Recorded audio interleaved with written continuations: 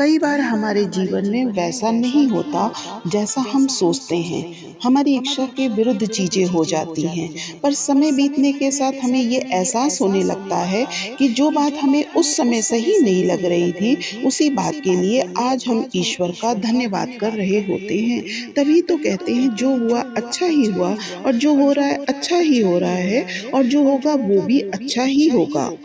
एक बहुत सुंदर कहानी सुनाती हूँ। एक राजा का विशाल फलों का बगीचा था। उसमें तरह-तरह के फल लगे हुए थे, और उस बगीचे की देखभाल एक किसान और उसका परिवार किया करता था। किसान उस बाग से तैयार मीठे फल रोज शाम को राजा के लिए ले जाता था।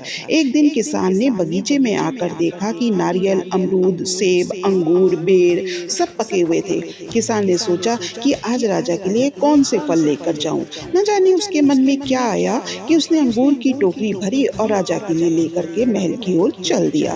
वो रास्ते भर सोचता जा रहा था कि केवल अंगूर ही लिए, दो चार सेब, अमरूद, नारियल भी डाल देता तो अलग अलग फलों को देख करके राजा कितना खुश हो जाता। सोचते सोचते वो महल तक पहुंच गया। उसने अंगूर से भरी टोकरी राजा के सामने रख दी और कुछ दूर जाकर के बैठ गया। राजा किन्हीं दूसरे ख्यालों में खोया हुआ था, शायद किसी बात से परेशान या नाराज था। राजा टोकरी से एक अंगूर निकाल कर खाता और एक अंगूर किसान के माथे पर निशाना लगाकर मारता था। राजा द्वारा फेंका हुआ अंगूर जब किसान के माथे या शरीर पर लगता था तो किसान कहता था, ईश्वर बड़ा दयालु है। राजा फिर एक अंगूर किसान की तरफ फेंक कर जोर से मारता, और जब वो किसान को पड़ता, किसान फिर कहता राजा कि ईश्वर बड़ा ही दयालु है। थोड़ी देर बाद राजा को अपनी गलती का एहसास हुआ। वो सोचने लगा कि मैं किसान के साथ इतना बुरा बर्ताव कर रहा हूँ, और प्रति उत्तर क्या आ रहा है। राजा ने किसान से पूछा, मैं बार बार अंगूर फेंक कर तुम्हें मार रहा हूँ और तुम्हें लग भी रहे हैं, फिर भी तुम कह रहे हो कि ईश्वर बड़ा दयालु है।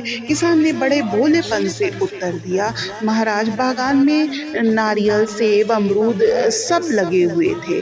मैं अंगूर लाया, मैं तो सारे फल ला सकता था, पर ईश्वर की कृपा से मुझे भान हुआ कि मुझे अंगूर ही ले जाने चाहिए। मैं ईश्वर का धन्यवाद करता हूँ, क्योंकि अगर मैं दूसरे फल लाता और इसी तरह आप मुझे जोर जोर से मारते तो मेरा क्या हाल होता। सच में महाराज ईश्वर बड़ा दयालु है। सोचिए साथियों, यदि जीवन में किसी मोड़ पर सही या आपके हिसाब से घटित न हो तो धैर्य रखना, क्योंकि समय अपने राज समय आने पर ही खोलता है, और उस समय हमारे मुंह से यही निकलता है, जो हुआ अच्छा ही हुआ।